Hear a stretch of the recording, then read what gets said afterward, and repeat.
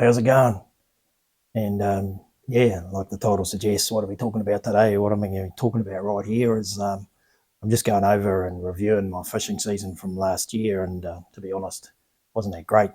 But anyway, I did catch a few little fish, and yeah, what I want to just cover is, I guess it's geared to the beginner, or not, but yeah, some of the flies that worked for me and have worked for me for the last couple of seasons. You might note if you go back and have a look, I've got a few fly tying videos on the old YouTube channel. Pretty rough, to be fair, so I'm going to try and up my game and do, maybe in some future videos I'll do some more tying. But yeah, we'll see what happens and what comes. But yeah, for right now, I'm just going to go over what's worked for me and what works really well. Where do I fish? South Canterbury, New Zealand, if you're familiar with that area. Bear in mind, I usually fish small streams. So for nymphs and so forth and so on, they don't need to be that heavy or sink that fast or whatever you've got to do, yeah. So yeah, let's just dive into it and begin. I'll do some close-ups, hopefully, and I'm not a photographer, but hopefully they come out all right, of what I use and what's worked best for me. This little beastie here, and you'll probably see it come up there.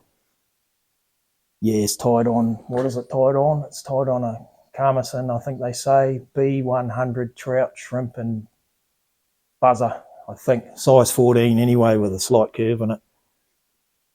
And what you'll note is it's just a simple fly, really. I've tied some pretty elaborate flies in my day, and I'm not a professional fly tyer by any stretch of the imagination, but I seem to find the simpler I go, the more success I seem to have, which could be down to my skill or whatever. But anyway, that's another point. So this little fly here, you can see, has got a tungsten bead on the end. It's got a rabbit fur dubbed body, and on the top of it, on the front, you've got a soft hackle. Also, what I've done is I've wound in some tinsel in the thing there, in the body.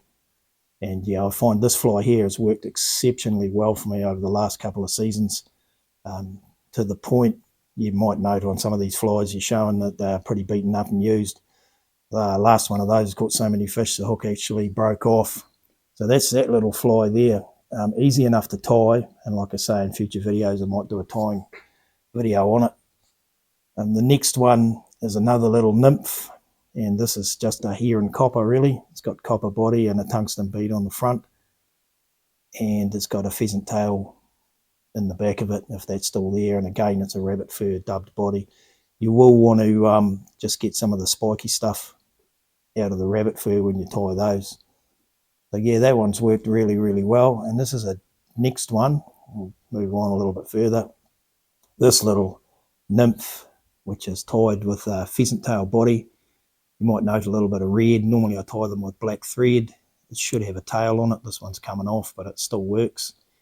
And it's got, what do they call that tinsel stuff up the front there? Sometimes what I'll use is peacock herring on there, on the thorax, I think you call it. And again, the tungsten bead. And yeah, those work really good, pretty much everywhere in any sort of time. If they're taking nymphs, they work well. So from there, we move on to the dry flies. It'll be a quick little video, but yeah, it should hopefully cover everything you want to know. Now this one here too, I think I've got a video on that. It's just a pheasant tail dry fly. I've tied them with wings. I've tied them without wings. It's just got simply, I think this one here's got a bit of red thread on it. I normally tie them with black. It's got a pheasant tail on it.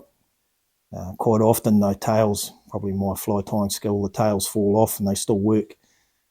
I generally find if the fish are taking dries, they'll take these, or they'll take the next ones we'll cover, which are a bit grayer.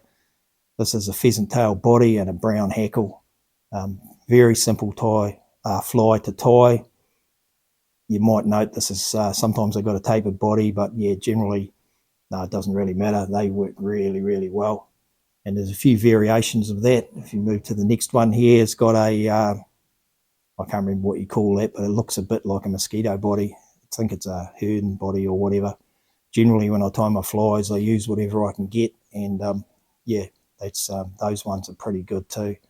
Little brown, again, size 14. I tie from a 14 or 12, 14 and 16, I think, is generally the sizes that I tie for this part of the world. So that's pretty good. So those, you probably see a few of those little brown ones. And like I say, if they're taking dries, they'll normally take those brown, and if they don't, they'll take these grey ones, which again has got that mosquito type body on it. No wings again, just a hackle. You do need to put floating on them, and they do work really well. So that's generally what I find, they're taking those.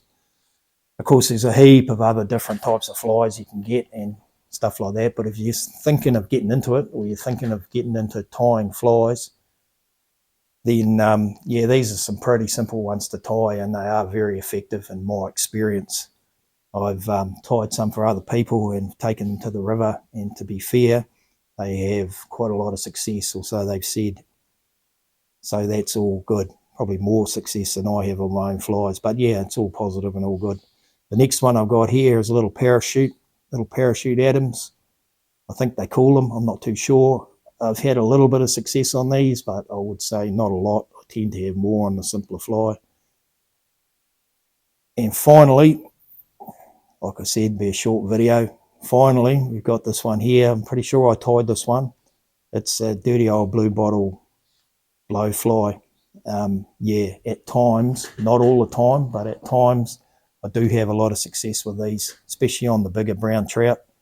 If there's been rain and it's hot in the summer, and that's another point to make, I generally only fish in the summer, these ones work really well as well. So yeah, that's about all I've got to say on it. If you got any more questions or anything about the flies that I've tied here, and I'll put them more close-ups on with a bit of the old mellow blues that I play, but that's another story. Won't worry about that with some more close-ups. And yeah, like I said, if you got any more questions or anything else you want to know, just let me know in the comments and I'll go over that as well. So yeah, hope this video's found you nice and safe and well, haven't taken up too much of your time, and yeah,